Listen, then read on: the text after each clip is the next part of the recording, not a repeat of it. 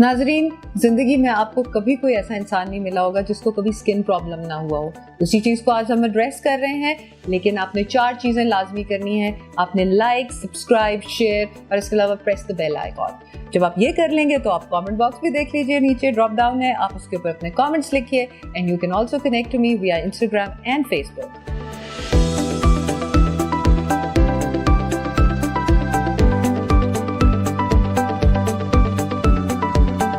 अस्सलामुअलैकुम my fitness lovers, क्या हाल चाल है। जब फिटनेस की बात आती है तो मुझे आप हमेशा याद आते हैं। और फिटनेस सिर्फ स्किन डीप नहीं होती बल्कि ऊपर भी होती है। हमारी स्किन बड़ी इंपॉर्टेंट होती है। खूबसूरती, ग्लो जो आपके चेहरे पे आए, जिससे आप मिले।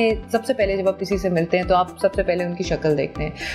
हर इंसान अल्लाह ताला के नूर का एक हिस्सा है और अल्लाह ताला ने खूबसूरत बनाया है, मगर स्किन इंपॉर्टेंट पार्ट प्ले करती है कि आप कैसे नजर आते हैं, कैसे दिखते हैं और आपकी अट्रैक्शन क्या बनती है स्किन वाइज। बहुत सारे लोग स्किन के ऊपर तवज्जो भी देते हैं, जो कि लाजमी देने का हिस्सा बनता है उसका, क्योंकि skin is very important and one of the largest organs of the body. Skin is, remember that. इसी सिलसिले में we got the best doctor in the whole wide world for you, the best dermatologist, doctor Atif Kazmi साहब। तो इनका तो कोई तारुफ के मोहताज ही नहीं है। ये माशाल्लाह प्रोफेसर ऑफ डर्मेटोलॉजी, प्रोफेसर का भी ऊपर कोई चीज़ प्रोफेसर, महा प्रोफेसर ऑफ डर्मेटोलॉजी, बिकॉज इनकी माशाल्लाह प्रोफेशनल एक्यूमेन इतनी अच्छी है कि लोग जॉक इनके पास जाते हैं। और हमने बड़ी मुश्किल से इनसे टाइम लिया कि प्लीज़ खुदा के वास्ते आके मेरे यूट्यूब चैनल पे अच्छी अपनी राय दे दें। तो इसीलिए I am not going to keep you away from him, we are just going to meet him and we are going to talk about acne, a very rampant problem. जी doctor साहब, अस्सलाम वालेकुम। अस्सलाम वालेकुम फरदीन।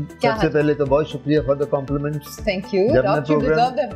जब मैं तुम्हारे साथ प्रोग्राम करता हूँ ये मुझे कॉम्प्लीमेंट्स मिलते हैं, बिकॉज सब आप जब भी किसी के साथ भी करते हैं आपको कॉम्प्लीमेंट्स मिलते हैं। और अब हमारा रेजिंग क्वेश्चन आ गया डॉक्टर, आपके पास दिन में कितने एक्ने के मरीज आते हैं? मुझे मेरा ख्याल है कि अगर सबसे ज्यादा मैंने पेशेंट्स देखे हैं अपनी 40 इयर्स ऑफ डर्मेटोलॉजिकल लाइफ में, तो acne would be one of the top 3 diseases जो मैं रेट करूंगा। यानी उसमें एक्ने इतनी कॉमन। और डॉक्टर वो हर एज पे कॉमन है अब, है ना?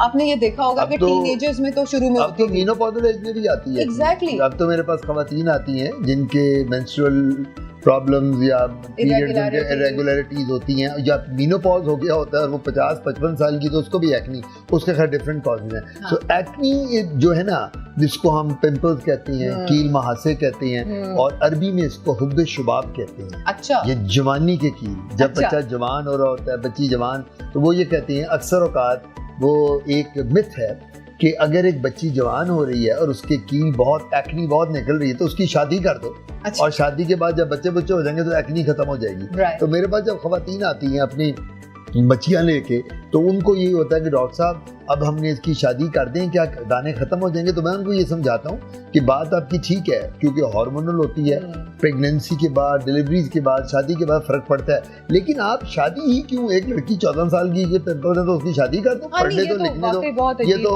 अजीब बात है। खैर एक्नी जो है इसका इलाज है, एक्नी जनरली स्टार्ट लड़कों में भी, लेकिन तो स्टार्टिंग बड़ी सीवियर होती है। देखिए फरजीन, बात ये है, ऑब्वियसली तुम्हारे साथ मैंने इतने प्रोग्राम किए हैं, यू नो एवरीथिंग, अब स्किन आदि से ज्यादा तुम्हें भी पता है। बात ये है, प्यूबर्टी सबको आती है, मेल हो या फीमेल हो। फीमेल पे एट द एज ऑफ 13-14, इसी तरह मेल्स में भी 14 पे आती है। जो लड़के होते हैं 14 से 15 साल पे सेकेंडरी सेक्सुअल कैरेक्टर्स उनके डेवलप होने शुरू हो जाते हैं। इसी तरह जब फीमेल मेंस्ट्रुएट करने शुरू करती है, इसे मेनार्की भी कहते हैं, वो उस वक्त उसकी भी चेंजेस आती हैं। सो ये वो एज होती है 13-14, तभी टीन्स क्यों कहते हैं कि 19 तक, उसके बाद टीन खत्म हो जाते हैं, फिर तो 20 एग्जैक्टली, फिर ट्वीन्स हो जाते हैं। सो 19 तक ये एक्ने बड़ी common problem. And can you imagine, पूरी दुनिया में मैं रहा हूँ, अमेरिका, वलायत, यूरोप, कोई दुनिया का मैंने मुल्क नहीं छोड़ा, कोई मुल्क में मैंने नहीं देखा कि एक्ने मुझे ना मिली। अच्छा, चाइना में मिली? एवरीवेयर। चाइनीज औरतों में भी मुझे एक्ने। रीजन क्या है? द थिंग इज, हमारे जो फूड हैबिट्स हैं ग्लोबली, बच्चियों में, देखो तुम मुझसे तो बहुत छोटी उम्र में मेरी स्टूडेंट ही हो, मैं जब बच्चा था ना, तो हमारे जमाने में ये फास्ट फूड आउटलेट्स नहीं होते थे, हमारे जमाने में सॉफ्ट ड्रिंक्स नहीं होती थी, हमारे जमाने में हमारा बाप कहता था लस्सी पियोगे तो आम मिलेंगे, कच्ची लस्सी। So you think that diet has contributed a lot to this acne problem now? I do not only think, I am convinced that diet has to play a major role. Diet doesn't cause acne. It is not the reason for acne. It precipitates acne. ये acne को aggravate करती है, बढ़ाती है. देखो ना, बच्चे आजकल क्या कर रहे हैं?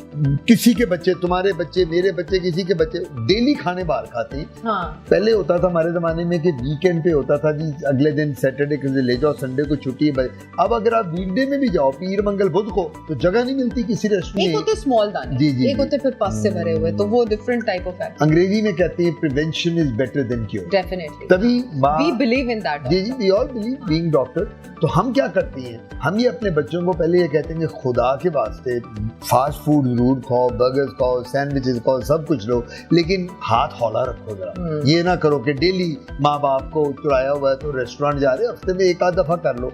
एक तो प्रिवेंशन करो, बच्चों को फ्रूट्स और जूसेस और पानी का इस्तेमाल ज्यादा. हमारी, मैं एक फरजीन देख रहा था, तो मुझसे एग्री करोगी कि हमारे यहाँ एक ट्रेंड हो गया, पानी लोगों ने पीना कम कर दिया. बिल्कुल, that's true. And instead carbonated जो ड्रिंक्स हैं, और इसके अलावा बहुत सारे हमारे जो नई जनरेशन है उसके अंदर एनर्जी ड्रिंक्स का एक रुझान चल पड़ा है. तो वो सारी उसके अंदर तो कैफीन और वो सारी चीजें जो हैं वो कितने पिंपल्स को बढ़ा देती हैं. इससे ज्यादा, तुमसे ज्यादा कौन इन बातों को जानता होगा. जब ये हम डाइट की बात करते हैं तो you are the best. You are, I mean to say कि you are an authority. Obviously मैं तो माशाल्लाह हर एक को ये कहता हूँ कि भाई कोई मसला डाइट का, मेरे पास मत आओ, भाग जाओ फरदीन के पास. She will take care of you. The reason is कि जो ये कार्बोनेटेड ड्रिंक्स हैं, कैफीन वाली हैं, इन लोगों ने हमारे बच्चों का दांत खराब हो रहे हैं, कीड़ा लग रहा है, इस वजह से हो रहा है. अगर मुंह में कैंडिडा और फंगस आ रही है बच्चों में, इस वजह से हो रही है. दांत जल्दी गिर रहे हैं, इस वजह से हो रहा है. अंदर से मुंह में छाले पड़ रहे हैं, अल्सर बन रहे हैं. हाँ, ये भी बहुत ज्यादा कॉमन है. जहाँ बाहर दाने हैं, वहाँ मुंह के अंदर भी अल्सर्स का ट्रेंड बहुत ज्यादा है. इतना ज्यादा हो गया. तो अब आप उनको जब ये बच्चों को बताते हो कि बेटा घर का खाना जरूर खाओ, घर में जो खाना बनता है माँ बनाती है, आपको माँ को पता होता है कि हंसामा घर लाया है, सफाई की है, किचन में क्या उसके अपने सामने धोया किया. Hygiene is very. तो हम लोगों का प्रॉब्लम यही होता है कि हम लोग बच्चे जब बाहर बहुत खाने खाते हैं. अब तो एक और मुसीबत हो गई है कि होम डिलीवरी शुरू हो गई है. मेरी बेटी ओ लेवल में पढ़ती है, तो मैं कई दफा रात को जब सुबह नाश्ते पे उठता हूँ तो मैं बीवी को कहता हूँ ये डब्बा कहाँ से आया हुआ है फास्ट फूड का. कहती है वो रात पढ़ रही थी, उसको 1:30-2 बजे भूख लगी और उसने कॉल किया तो मंगा लिया. वो 2 बजे पढ़ते भूख. सो द पॉइंट इज ये होम डिलीवरी का भी अब काम शुरू हो गया. मैं मना नहीं करता. ये जब हो जाए, ठीक है, उसके बाद एक्ने पे एक तो हमने कहा कि विटामिन्स और फ्रूट्स, जूसेस और उसमें विटामिन सी का बहुत बड़ा रुझान है. Vitamin C is known. अब तो क्रीम्स के अंदर भी विटामिन सीज आ गई हैं. फिर आपने कहा पानी बहुत पिए, और अगर आप एलर्जिक नहीं है तो उसमें थोड़ा सा लेमन थोड़ा सा कभी स्क्वीज कर लें, मिंट स्क्वीज कर लें, वो बड़ा अच्छा हो जाता है. फिर आपने ये कहा कि फास्ट फूड लें, उसे हम रोकते नहीं है, लेकिन कम इस्तेमाल कीजिए और घर का ज्यादा खाना खाइए.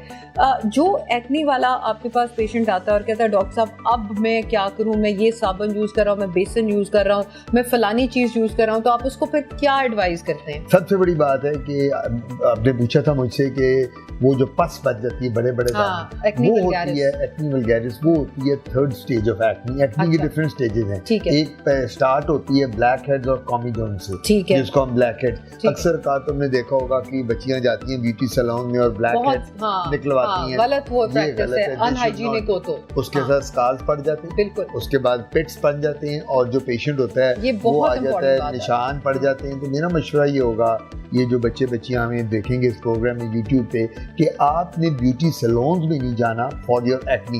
देखो एक मैं बात बताता चलूं, ब्यूटी सैलून्स का काम स्किन डिजीजेस को ट्रीट करना नहीं है. True. And this is the skin disease. This is the skin disease acne. अब ब्यूटी सैलून में तो ये है कि ब्राइडल मेकअप के लिए जा रहे हैं, फेशियल के लिए जा रहे हैं, या कॉस्मेटिक्स आपने कोई अपनी चेहरे पे मैनिक्योर पेडिक्योर. अगर मैं आप स्याहियों के छाइयों के लिए, एक्ने के लिए जाएं तो वो तो फिर डॉक्टर का काम है. एक शुरू की स्टेज हो गई इसकी ये वाली ब्लैक हेड. ब्लैक हेड्स के बाद फिर आ जाती हैं दाने बन जाते हैं, उनको हम पैप्यूल्स कहते हैं. ठीक है. फिर उसके बाद कॉमीडोन, पैप्यूल, फिर पस्ट्यूल्स बन जाते हैं, जो बड़ी बड़ी पस जो आपने कहा, और फिर नोड्यूल एंड सिस्ट्स, बड़ी बड़ी गुठली है, इस तरह बन जाती है. उसको हम कहते हैं एक्ने कॉन्ग्लोबेटा या acne conglobata, the most severe form of acne. बगलों में भी आ जाती है, आर्मपिट्स में भी, जहाँ जहाँ बैक पे भी, इवन ग्रॉइंस में आ जाती है. जहाँ जहाँ सेबेशियस ग्लैंड्स हैं आपको एक्ने. इनका क्या इलाज है फिर डॉक्टर साहब? इसका इलाज अब आ गया. एक मार्केट में दवाई है आइसोट्रेटिनोइन के नाम से, ठीक है, that is a vitamin A derivative, ठीक है, और वो isotretinoin is a miracle drug, अच्छा, इट्स ए वंडर ड्रग। और वो यानी तुम ये सोच लो कि 3 से 4 माह का कोर्स है और ये पस वस दाने बाने का, तुम कहोगी बंदे को गई किधर, 3 महीने पहले मैंने आपको देखा तो भरा हुआ था आपका चेहरा, तो स्वाइल स्कार्स के, पिट्स के सब खत्म हो गया। लेकिन उसकी सबसे इंपॉर्टेंट जो कॉम्प्लिकेशन है वो, या कॉन्ट्रा इंडिकेशन है, कॉन्ट्रा इंडिकेशन में जो नहीं दे सकते लोगों को मैं बता रहा हूँ, वो ये है कि प्रेगनेंसी में नहीं वो ले सकती खातून, वो टेरेटोजेनिक है, बच्चे बेवेक्ट आते हैं, लैक्टेटिंग मदर्स वो नहीं ले सकती जो बच्चों को फीड कराती हैं, और वो खवातीन जो शादीशुदा जो कंसीव करना चाह रहे हैं, सही फैमिली वे में है, या वो कह रही है कि जी मेरी अभी नई शादी हुई है तो हमने तो प्लान किया मियां बीवी ने कि अल्लाह हमें बच्चा दे, उनको नहीं देनी, ठीक है। मर्द हजरात वो ले सकते हैं। सबसे बड़े साइड इफेक्ट्स में उसकी ड्राइनेस आती है उस दवाई आइसोट्रेटिनोइन की, ये लिप्स हमारे ड्राई हो जाते हैं, आईज ड्राई हो जाती हैं और बॉडी पे ड्राइनेस आ जाती है। कुछ लोगों में वो कहते हैं ज्यादा है। ये तो आपने बड़ी कीमती इंफॉर्मेशन हमारे साथ शेयर की है जो कोई डॉक्टर शेयर नहीं करेगा। नो, मैं तो आपको, this is one, like he said, this is a miracle drug and this is not shared by anyone, so this is a very important video for you. अच्छा, मुझे ये बताइए डॉक्टर साहब कि जब वो आप बता रहे हैं कि जब नोड्यूल्स बन जाते हैं और उसके बाद फिर स्कारिंग हो जाती है, उसका क्या इलाज है? स्कारिंग और नोड्यूल का तो अब तो वो ज़माना इतना चला गया, and you know all the procedures मैं लोगों को बता देता हूँ। PRP लेटेस्ट ट्रीटमेंट है, प्लेटलेट रिच प्लाज्मा, बिल्कुल वो वहीं बैठ के it is by the bed side, उस वक्त आपको देखा, आप क्लिनिक में आए, आधे घंटे का प्रोसीजर है, आपका ब्लड ड्रॉ किया, सेंट्रीफ्यूज किया और उन पेट्स पे लगा दिया। उसके बाद PRP के बाद डर्मापेन एक प्रोसीजर है, माइक्रोडर्म एब्रेजन है, डर्मा रोलर एक प्रोसीजर है, डर्मा रोलर हम करते हैं, फ्रैक्शनल लेजर आ गए हैं, all the pets and scar. पहला जमाना जो होता था बन जाती वो भी सब खत्म हो जाती। अब तो बल्कि मैं यहाँ ये कहूँगा कि जिन लोगों को चिकन पॉक्स के निशान रह जाते हैं, कुछ लोगों के चेचक जैसे, और सॉरी लाकड़ा काकड़ा, उसके जो निशान है वो सब खत्म हो जाते हैं। जो स्मॉल पॉक्स तब दुनिया में होती नहीं है, लेकिन कुछ लोगों को होते वो निशान है, वो भी चेहरा साफ हो जाता है। तो हमारे पास अब सारे शुरू में हम क्या करते हैं, दवाई देती है आइसोट्रेटिनोइन, इसका पूरा कोर्स, ये 3 से 4 माह का कोर्स है।